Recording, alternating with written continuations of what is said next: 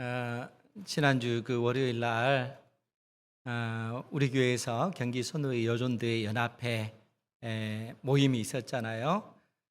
보니까 한 200여 명 그렇게 오셔가지고 우리 여존도 회원들께서 이제 그분들 식사로 섬겨주시고 또 맛있는 화채로 또 맛있는 그 커피로 여러 모양으로 그렇게 섬겨주셨어요. 사실 날도 덥고 그 많은 인원들 식사 준비하고 또 그 이후에 또 모든 것 정리하고 우리 여전도 회원들 너무너무 수고하셨는데 우리 여전도 회원들 수고하셨다고 박수 한번 쳐드릴까요? 수고하셨습니다. 감사합니다. 그때 이제 많은 분들 오셔서 이제 인사들을 나누고 제가 설교를 했기 때문에 인사들 나누시면서 그렇게 인사를 드리셨어요. 인사드렸습니다. 집사님 잘 오셨습니다. 주님의 이름으로 축복합니다. 이런 식으로 오늘 또 우리가 인사를 나눴으면 좋겠어요. 집사님 아닌데 괜찮아요. 권사님도 또 장로님도 또 직분이 없어도 상관없어요. 앞뒤 좌우로 집사님 잘 오셨습니다. 주님의 이름으로 축복합니다. 인사들 나누시겠습니다. 아멘.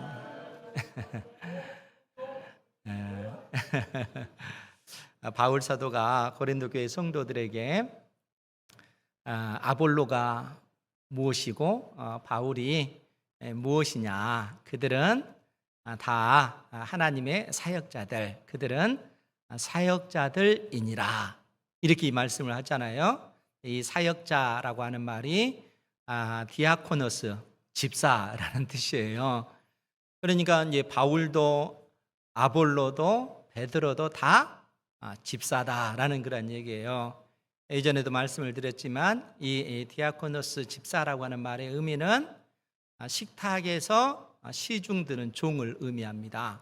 그러니까 주인이 식사를 할 때 그 종들은 옆에서 주인이 식사를 잘 할 수 있도록 시중 드는 역할이 집사의 직분이라는 거예요. 그래서 교회에 주신 그 직분들, 사도도 집사로 가니까 사도를 비롯해서 교회 목사님이든 장로님이든 권사님이든 집사님이든 교회에 주는 그 모든 그 직분은 다 섬기는 종들입니다. 그러니까 그 역할만 다를 뿐이지 다 그 본질적으로 주의 몸된 교회를 섬기는 종이다라는 그런 의미예요. 그러니까 종된 신분에 있는 우리가 주인의 어떤 그 역할을 하면 안 되겠죠. 종으로서 늘상 그 역할을, 그 본분을 지키면서 주의 몸된 교회를 섬기는 그러한 일들을 하는 것이 교회에 주어진 그 직분들인 것이죠. 그러니까 성도들에게 이리 가라 저리 가라 말할 수 있는 것이 아니고 그들이 하나님의 사람으로 잘 설 수 있도록 돌보는 역할, 섬기는 그 역할이 교회 목사님, 또 장로님, 권사님, 집사님들의 그런 역할이라는 거예요. 이 진리 가운데 우리 은행교회 성도 여러분들은 견고히 서시기 바랍니다. 그런데 그러한 어떤 그 교훈을 오늘 바울 사도가 우리에게 다시 한번 또 말씀해 주고 있다는 거예요. 오늘 말씀의 제목이 뭡니까? 나는 사명을 받았노라. 아멘. 바울 사도가 고린도 교회 성도들에게 하는 말씀입니다. 나는 사명을 받았노라. 그 구절이 17절에 있는 말씀이에요. 17절 말씀을 한번 보면 내가 내 자유로 이것을 행하면 상을 얻으려니와 내가 자유로 아니한다 할지라도 나는 사명을 받았노라. 바울 사도가 나는 사명을 받았다라고 그렇게 고백을 합니다. 그런데 이 사명이라고 하는 이 단어의 그 헬라어 단어가 오이코노미아라고 하는 단어예요. 그러니까 오이코노미아, 사명 또 직분, 그런 말인데, 그런데 이제 재밌는 것이 뭐냐면은 오이코노모스라고 하는 단어가 있는데 그 뜻이 뭐냐면은 청지기라는 그러한 뜻이에요. 그러니까 오이코노모스라고 하는 이 단어와 오이코노미아라고 하는 단어는 밀접한 연관이 있는 것이죠. 그러니까 이 사명이라고 표현된 오이코노미아라고 하는 이 단어는 청지기가 갖는 직분, 청지기에게 주어진 그 사명을 의미하는 거예요. 그러니까 바울 사도가 나는 사명을 받았노라 라고 했을 때 나는 청지기로서 직분을 위탁받은 존재다라는 그런 의미예요. 그럼 이제 여기서 궁금한 것이 있잖아요. 청지기가 뭐지? 이런 생각이 들잖아요. 근데 청지기라고 하는 그 직분은 다른 것이 아니고 이 바울 사도 당대에 이 집에 수많은 그런 종들이 있을 거 아니에요, 상전에게. 그럴 때 이 주인이 종들 중에 정말 내가 믿을 수 있는 사람, 그 사람을 선택해서 청지기로 그 직분을 맡겨주는 거예요. 그러니까 이 종으로 하여금 집안에 있는 모든 종들을 관리할 뿐만 아니라 심지어 주인에게 있는 그 재산까지도 이 종에게 다 위탁을 하는 거예요. 그러니까 이 청지기 직분을 가진 사람은 주인을 위해서 그 집안에 있는 모든 종들을 통솔할 뿐만 아니라 주인의 그 재산을 잘 관리하고 그 재산을 더 불어나게 만드는 이러한 어떤 일들을 이 청지기가 감당하는 거예요. 그러니까 지금 바울 사도는 나는 사명을 받았노라 라고 했을 때 나의 주인은 주님이시다는 거예요. 주님으로부터 나는 종의 신분, 즉 나는 주님의 종이고 주님으로부터 청지기로서 주님께서 맡기신 그 직분을 받은 존재다라는 그런 의미예요. 그런데 이제 여기서 우리가 생각해야 될 것이 있어요.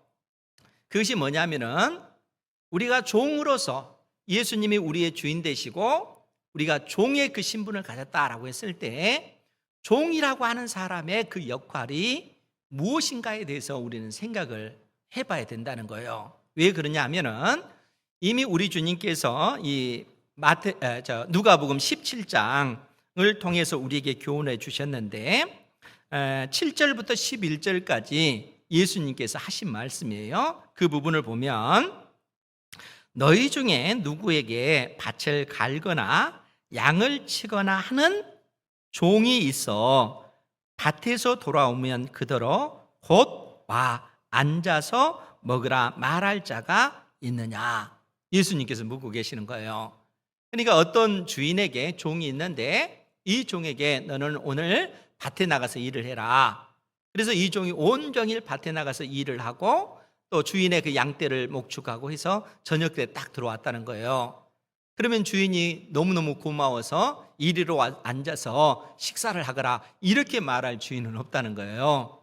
왜냐하면 주인과 종은 그야말로 그 신분 자체가 천지 차이이기 때문에 주인에게 있어서 종은 자신의 그 재산과 같은 그러한 것이기 때문에 그렇습니다. 그러한 종이 온종일 일하고 집에 왔다 할지라도 주인이 뭐라고 얘기를 하냐면은 8절에 도리어 그대로 내 먹을 것을 준비하고 띠를 띠고 내가 먹고 마시는 동안에 수종 들고 너는 그 후에 먹고 마시라 하지 않겠느냐. 그것이 이제 종의 신분이기 때문에 그런 것이죠. 종은 철저하게 주인을 섬기는 종이기 때문에 그런 것입니다.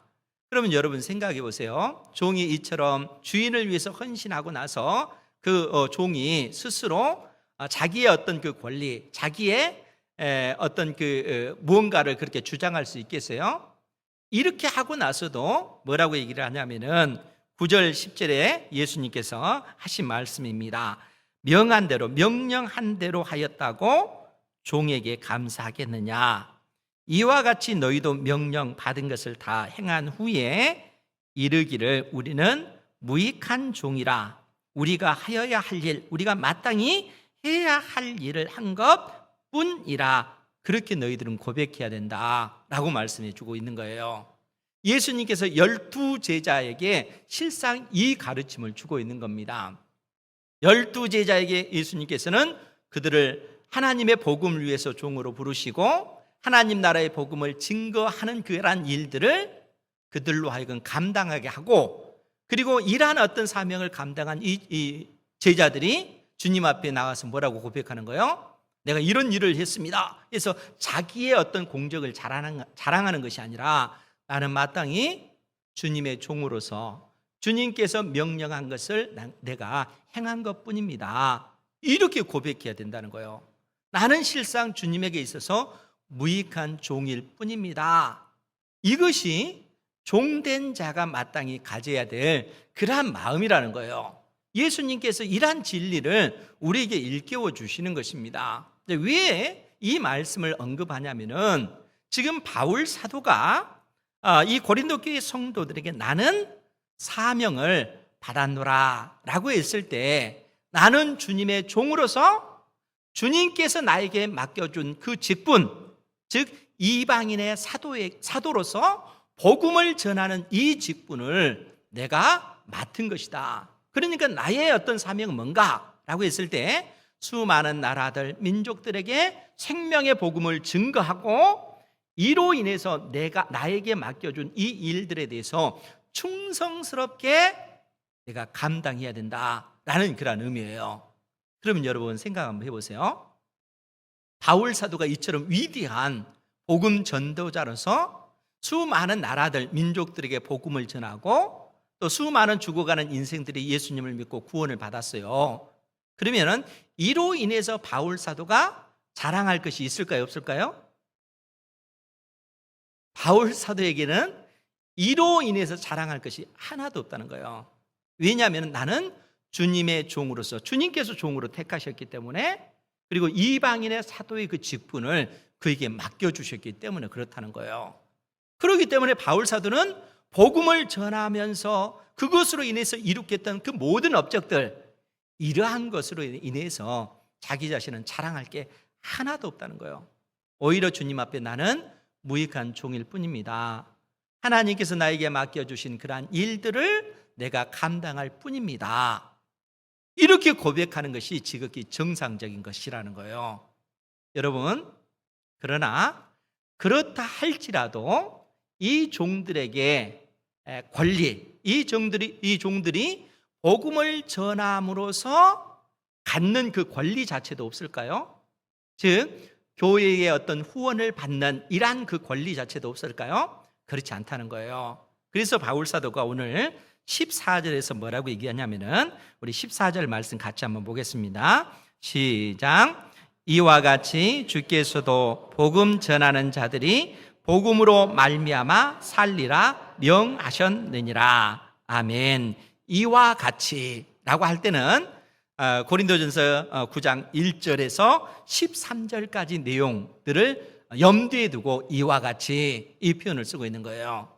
즉 무슨 얘기냐면은 고린도 교회 성도들이 한 가지 의문을 가진 것이 있어요. 그것이 뭐냐면은 아니 왜 수많은 사도들은 복음을 전하면서 또 우리 고린도 교회에 방문하면서 교회로부터 재정적인 후원을 받는데 왜 바울은 사도임에도 불구하고 교회의 재정적인 후원을 받지 않지? 이렇게 생각을 한 거예요. 왜냐하면 바울을 비롯해서 아볼로도 그렇고 또 바울은 빼고 베드로도 그렇고 이 고린도 교회에 왔을 때 교회의 재정적인 후원을 받고 복음 증거의 사명을 감당을 하고 있거든요. 근데 바울은 교회의 후원을 안 받는 거예요. 그래서 고린도 교회 성도들이 무슨 생각을 해요? 바울에게 있어서 사도의 직분은 온전하지 않는 것이 아닐까? 뭔가 이상이 있으니까 사도로서 마땅히 받아야 될 재정적인 후원을 받지 않는 것이지 이렇게 바울 사도를 오해를 한다는 거예요. 그래서 바울 사도가 뭐라고 얘기하냐면 상식적으로 너희들 생각을 해봐라.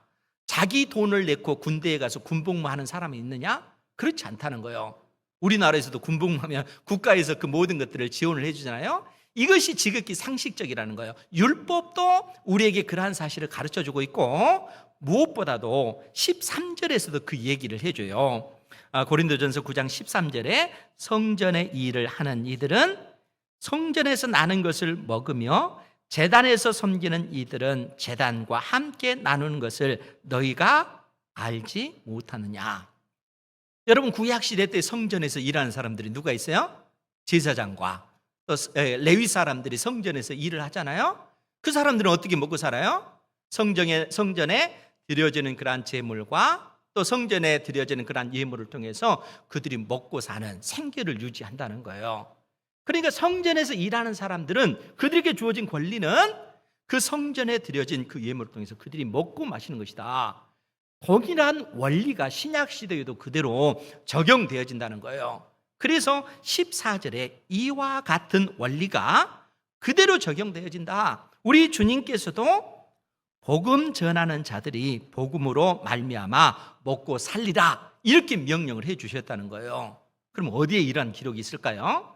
여러분, 마태복음 10장 9절 10절에 보면은 그 내용이 기록이 되어져 있는데, 마태복음 10장 9절 10절에 예수님께서 제자들에게 뭐라고 말씀하시냐면은 너희 전대에 금이나 은이나 동을 가지지 말고 여행을 위하여, 즉 복음 전도 여행을 위하여 배낭이나 두벌 옷이나 신이나 지팡이를 가지지 말라. 이는 일꾼이 자기의 먹을 것 갖는 것이 마땅하기 때문이다 라고 이미 우리 주님께서 말씀해 주셨다는 거예요.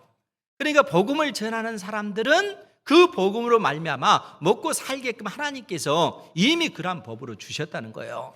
그러니까 바울 사도에게 있어서 권리는 뭐예요? 복음을 전하는 데 있어서 교회의 재정적인 지원을 받는 것, 이것은 당연한 그 권리라는 거예요. 그런데 바울 사도가 이 당연한 권리를 포기한 이유가 있습니다. 그것이 뭘까요? 오늘 15절 말씀에 보면, 본문의 15절 거기에 보면, 그러나 내가 이것을, 이 권리를 하나도 쓰지 아니하였고 또 이 말을 쓰는 것은 내게 이같이 하여 달라는 것이 아니다 라고 얘기하는 거예요. 그러니까 고린도 교회 성도들에게 사도로서 마땅히 나는 고린도 교회의 재정적인 지원을 받을 그 권리가 나에게 있다라는 그런 얘기예요. 그럼에도 불구하고 내가 이 권리를 쓰지 않는 것, 그리고 이 말을 하는 것은 내가 지금까지 너희들에게 재정적 후원을 받지 않은 것, 그 모든 것을 계산해서 나에게 달라, 이렇게 말하기 위해서 이 말을 쓰는 것이 아니라는 거예요. 그러면서 뭐라고 얘기를 하냐 하면은, 내가 차라리 죽을지언정 누구든지 내 자랑하는 것을 헛된 대로 돌리지 못하게 하리라. 즉 바울 사도가 자랑하는 것, 바울 사도가 예수 그리스도 안에서 자랑하는 그 자부심, 그것이 뭔가라고 했을 때, 여러분 바울 사도는 주님의 종이기 때문에, 이방인의 사도였기 때문에 복음을 전하는 그러한 일은 마땅히 그가 감당해야 될 일입니다. 복음을 전하다가 매를 맞고 이 엄청난 그 고난을 당하는 거, 이거는 자랑의 근거가 아니에요. 마땅히 주님의 종으로서 그것은 그가 감당해야 될 몫이라는 거예요. 그런데 바울이 진짜로 자랑할 만한 것이 뭐냐면은, 내가 교회의 재정적인 지원을 받을 그 합법적인 권리가 있음에도 불구하고 그 권리를 내가 쓰지 아니하고 복음이 오직 드러나기 위해서 오히려 내가 스스로 천막 만드는 일을 통해서 내 생계를 책임지는 일, 이것을 통해서 나는 자랑한다, 그것이 내 자부심이다, 이렇게 고백을 하고 있는 거예요. 왜 그런가 하면은, 여러분 그리스 로마 시대 바울 사도 당대에 이 고린도 지역만 해도 수많은 우상을 섬기는 신전들 있잖아요. 그 신전에는 사제들이 있고, 이 사제들은 그 신전에 바쳐진 제물과 또 많은 그런 돈으로 인해서 많은 부를 누렸던 사람들이 이방인 그 신전들의 사제들이에요. 뿐만 아니라 이때 당시 수많은 헬라 그 철학자들은 그들이 가진 그 철학적 지식을 전하고 강연하는 이것을 통해서 많은 부를 얻게 되어지는 것이죠. 그러니까 이때 당시 어떤 시대적인 상황이 그런 거예요. 그렇기 때문에 바울 사도가 예수 그리스도의 그 은혜의 복음을 증거할 때, 이로 인해서 사람들에게 그가 생계를 유지하기 위해서 지원을 받는다는 것은 마치 이방 사람들이 그것을 오해할 수가 있다는 거예요. 신전들의 우상을 섬긴 신전들의 그 사제들처럼 또 수많은 철학자들처럼 그렇게 돈을 받고 사는 사람들인가 보다, 이렇게 오해할까 봐 바울 사도가 전하는 그 은혜의 복음, 누구든지 예수 그리스도를 믿기만 하면 하나님의 자녀가 되는 그 놀라운 그 은혜의 복음을 값 없이 그 복음만 드러나기 위해서 그는 그 생계를 스스로 책임지면서 교회의 재정적인 후원을 받지 아니하고 그 복음이 빛나도록 하기 위해서 그처럼 그가 스스로 천막 만드는 일을 하면서 복음을 증거했다는 거예요. 그러니까 그렇게 하는 이유가 뭐겠어요? 오직 복음이 온전히 드러나도록 하기 위해서라는 거예요. 이것이 바울 사도의 그 자랑이라는 거예요.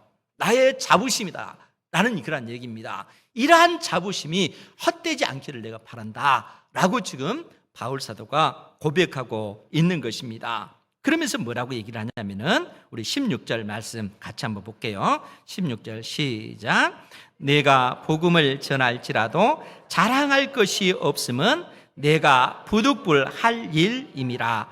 만일 복음을 전하지 아니하면 내게 화가 있을 것이로다. 아멘. 그래서 바울 사도가 뭐라고 얘기해요? 내가 복음을 전할지라도 자랑할 것이 없음은 내가 부득불할 일이기 때문에 그렇다는 거예요. 나는 주님께로부터 이방인의 사도, 종으로 부르심을 받았고 종이 마땅히 해야 될 일은, 종의 직분은 복음을 전하는 것이기 때문에 이것으로 내가 자랑할 만한 것이 아무것도 없다는 거예요. 나는 종으로 부르심을 받았기 때문에 복음 전하는 일로 내가 자랑할 것이 하나도 없다.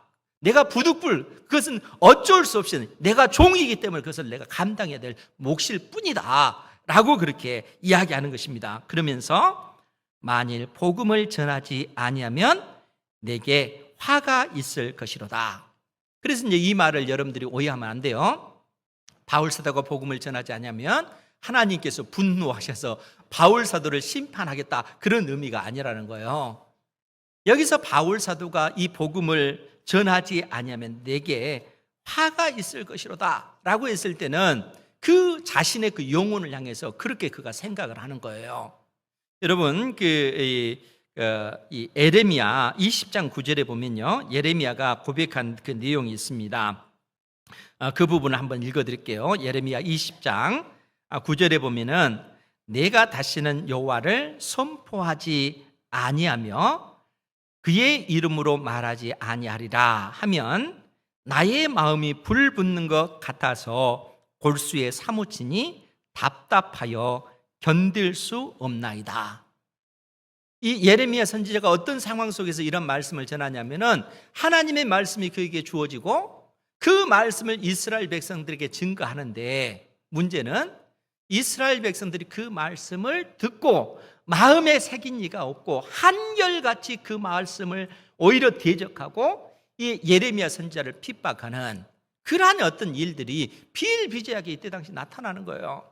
그러니까 너무너무 고통스럽고 차라리 이럴 바에는 내가 하나님의 말씀을 주님의 이름으로, 여호와의 이름으로 하나님의 말씀을 선포하지 않을 것이다, 이렇게 마음으로 결심을 하는데 하나님의 말씀이 그의 영혼 가운데 불붙듯 일어나니까 도저히 그 말씀을 선포하지 않고는 그가 견딜 수가 없는 거예요.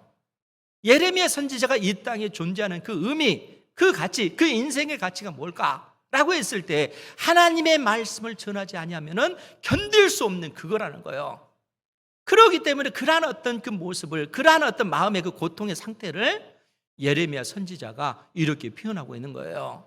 그러니까 지금 바울 사도가 이 고린도 교회 성도들에게 하는 말씀도 역시 마찬가지라는 거예요. 만일 복음을 전하지 아니하면 내게 화가 있을 것이다. 그 말은 내가 복음을 전하지 않고는 내가 이 땅에 존재하는 의미, 그 가치 자체가 없다는 거예요.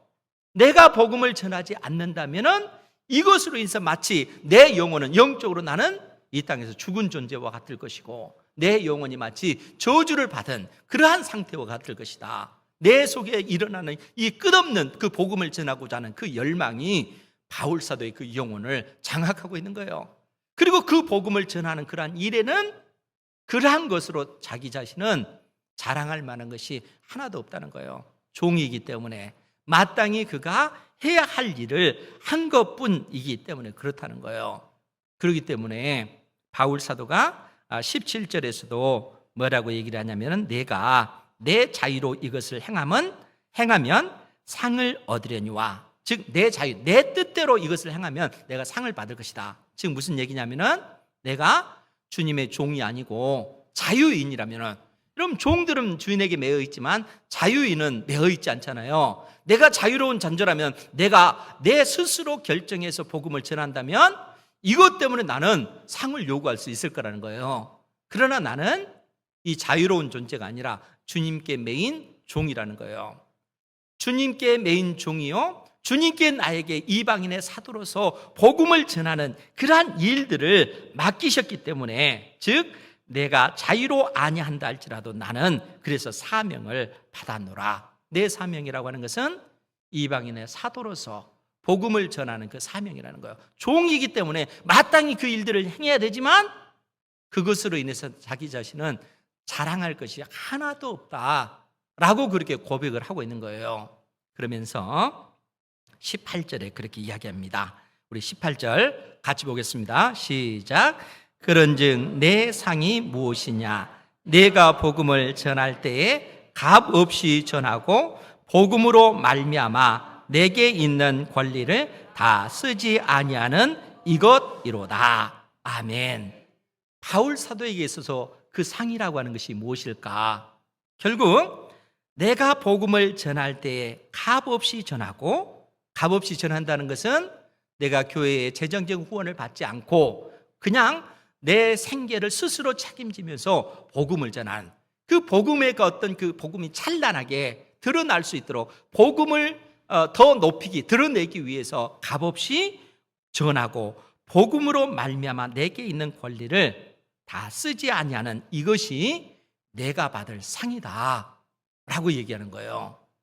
그러니까 이 상의 의미를 우리가 진짜 잘 이해를 해야 돼요. 바울 사도에게서 상이 뭘까? 그것은 내 권리를 쓰지 아니하는 것, 이것이 내가 받을 상이라는 거예요. 여러분 그렇게 얘기하면 이게 말이 뭔 말인지 잘 이해가 되지 않잖아요. 우리가 이 고린도전서 3장에 보면 바울 사도가 고린도 교회 성도들에게 하나님께서 우리 모두에게 각자의 은사에 따라 다양한 재능과 능력을 주셨잖아요. 그러니까 바울 사도는 하나님께서 나에게 사도의 그 직분을 주셨다는 거예요. 복음을 전하는, 예수 그리스도, 십자가에 못 박히신 예수 그리스도를 증거하는 이 사명을 주신 거예요. 그러면서 바울 사도가 뭐라고 얘기해요?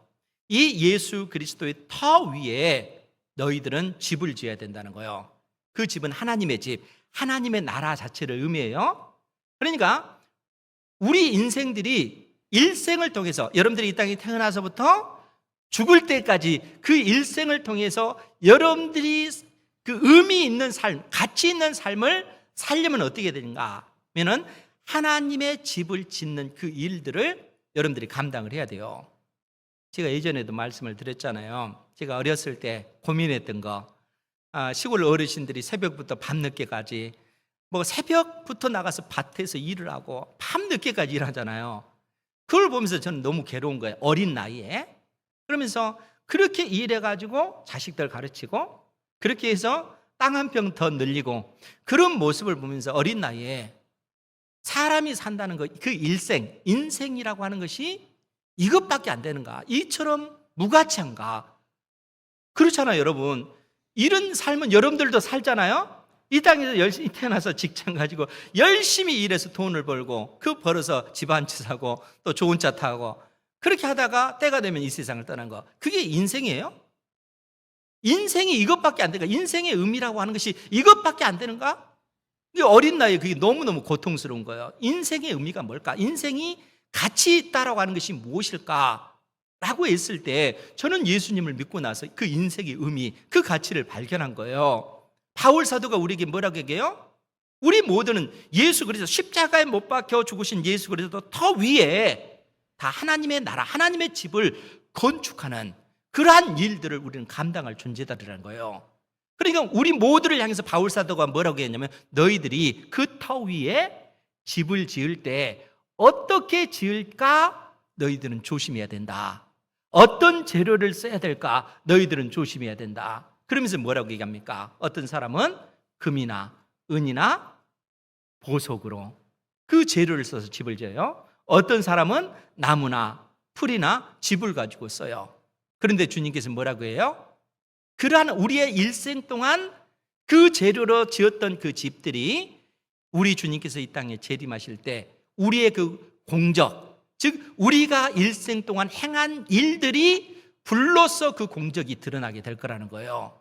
그래서 이 고린도전서 3장 13절에 뭐라고 표현됐냐면은 각 사람의 공적이 일생 동안 행한 일이 나타날 터인데 그 날이 공적을 밝히리니, 즉 우리 주님께서 재림하실 때 우리가 행한 일이 밝히리니 이는 불로 나타내고 그 불이 각 사람의 공적이 어떠한 것을 시험할 것임이라. 만일 누구든지 그 위에 세운 공적이 그대로 있으면 상을 받고 누구든지 그 공적이 불타면 해를 받으리니 그러나 자신은 구원을 받되 불 가운데서 받은 것 같으리라. 그러니까 우리 인생을 놓고 지금 바울 사도가 우리에게 말씀해 주고 있는 거예요. 그러니까 여러분들은 내 인생을 통해서 내가 어떠한 재료로 하나님 나라가 이루어지는데 그 집을 내가 건축하고 있는가? 나는 금이나 은이나 보석으로 짓고 있는가? 아니면 나무나 풀이나 집으로 짓고 있는가? 여러분 무엇으로 짓고 있어요? 무엇으로 짓기를 원하십니까? 그렇죠. 금이나 은이나 보석으로 지어야 되잖아요. 마지막 날에 불로서 그 모든 걸 태우면 나무, 풀, 집 다 타버리잖아요. 이런 상황이 되어지면은 그러한 어떤 다 불타버리면 구원은 얻지만 그야말로 불 가운데서 구원을 얻는 것 같은 그런 모습이잖아요. 그러나 이 사람의 인생, 즉 금이나 은이나 보석으로 내가 지었다면은 그러한 것들이 그대로 남는다면은 그것이 얼마나 영광스러운 것이겠어요. 지금 바울 사도가 말하는 상의 의미라고 하는 것이 그런 의미라는 거예요. 그럼 이제 여기서 중요한 것이 있잖아요. 그러면 어떻게 해야만이 금이나 은이나 이 보석으로 집을 지을 수 있는가? 그것은 다른 것에 있는 것이 아니라는 거예요. 바울 사도 같은 경우는 자기의 권리, 정당하게 받을 수 있는 그 권리를 그가 포기함으로 오직 복음이 확연하게 드러나기 위해서 그 권리를 포기하는 이 삶을 통해서 그것이 그가 받을 상이라는 거예요. 즉 그의 일생의 삶이 하나님 앞에서 너의 삶은 의미 있고 가치 있는 일생을 살았구나, 우리 주님께서 칭찬하시고 그 인생을 인정해 주신다는 거예요. 여러분들이 일생을 살았는데 주님 앞에 갔는데 구원을 받았지만 너의 일생 동안 한 것이 없구나, 얼마나 부끄러운 모습이겠어요. 자기의 권리를 포기하고 오히려 복음이 드러나는 이러한 삶을 통해서 그 빛이 바라게 되어져 있다는 거예요. 여러분, 이 고린도 교회와 로마 교회는 약간 비슷한 면이 있어요. 특히 우상에게 드려진 제물과 관련해서는 그야말로 비슷합니다. 그런데 바울 사도가 로마서 15장 1절을 통해서 믿음이 강한 자는 믿음이 약한 자의 무엇을 감당해야 된다고 했어요? 믿음이 약한 자의 약점을 감당해야 된다라고 그렇게 얘기해요. 믿음이 강한 사람은 어떤 사람이겠어요? 하나님의 말씀을 잘 아는 사람, 하나님께서 우리를 구원하셨을 뿐만 아니라 심지어 우상에게 드려진 그 제물이라 할지라도 내가 먹어도 아무렇지 않다는 거예요. 악한 귀신이 나를 어찌할 수 못하는 거예요. 주님이 왕이시기 때문에 이러한 지식을 가지고 있는 사람들은 우상에게 드려진 제물을 먹는다 할지라도 그야말로 자유로워요. 그런데 그런 사람이 믿음이 연약하여 우상에게 드려진 그 제물을 먹는 그것으로 인해서 실족한 형제를 보면 어떻게 하겠어요? 여러분 어떻게 하겠어요? 저렇게 믿음이 없어서야, 이렇게 판단할 수 있잖아요. 그리고 그들의 믿음 없음을 책망하며 지적할 수가 있습니다. 근데 바울 사도는 그렇게 하지 않아요. 진짜 믿음이 있는 사람, 하나님을 아는 지식이 풍성한 사람은 그렇게 반응하는 것이 아니라 주님께서 나를 이 자리에까지 인도하시기까지 끝까지 나를 향하여 인내하시고 참으시고 나를 사랑으로 품어주었던 것처럼 내 약점을 다 감당해줘서 내가 하나님의 사람으로 성장하기까지 나를 품어줬던 것처럼 믿음이 연약한 사람의 약점을 내가 품어주는 거예요. 그래서 바울 사도가 뭐라고 얘기했어요? 내 형제가 우상에게 드려진 그 제물을 먹는 이 문제로 인해서 내가 실족한다면 내가 일생 동안 고기는 먹지 않겠다. 이렇게 얘기하잖아요. 무엇 때문에 그러겠어요? 사랑 때문에 그런 것이죠. 사랑 때문에. 그러니까 지식이 우리를 자유하게 준 것이 아니라 하나님의 사랑, 하나님을 아는 그 풍성한 그 지식의 그 근거는 하나님을 향한 사랑이라는 거예요. 내 형제가 잘못된 그런 어떤 그 믿음이 연약하여 넘어질 때 저렇게 믿음이 없어 이렇게 지적하기 쉽잖아요. 비판하기 쉽잖아요. 그런데 그렇게 교회가 세워지는 것이 아니라는 거예요. 그렇게 비난하고 비판하는 것이 아니라 그 연약한 형제를 내가 기다려주고 품어주고 주님의 사랑으로 그를 감싸주는 거예요. 왜냐하면 주님께서 나를 그처럼 품어주셨기 때문에. 바울 사도가 우리에게 가르치고자 하는 그 교훈이 바로 이러한 내용입니다. 골로새 교회 성도들이 그러한 어떤 사랑으로 연약한 형제를 품어주고 그들이 넘어서 지쳐질 때, 지쳐 있을 때 나의 시간과 나의 물질과 나의 정성을 들여서 그 사람이 일어설 수 있도록 격려하고 돕고 세워주는 이 역할을 감당해야 돼요. 그리고 그렇게 하고 나서 우리의 입술로 뭐라고 얘기합니까? 내가 마땅히 해야 할 일을 한 것뿐입니다. 하나님께서 연약한 나의 인생을 사용해 주셔서 감사할 뿐입니다. 이렇게 고백하는 것이 믿음의 사람들이 마땅히 걸어가야 할 그 길이라는 거예요. 이러한 진리가 여러분들의 마음속에 있기를 주님의 이름으로 축복합니다.